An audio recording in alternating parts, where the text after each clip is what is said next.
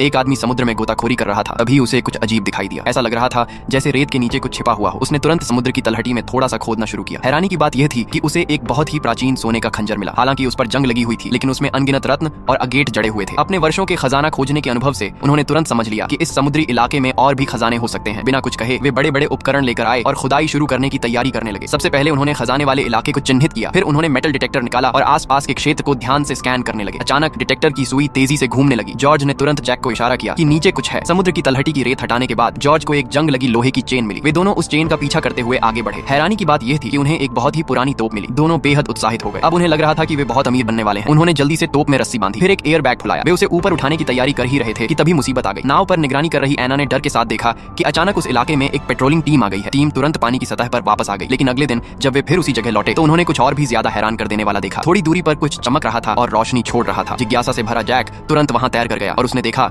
कि वहां एक दुर्घटनाग्रस्त और टूटा हुआ हवाई जहाज पड़ा था।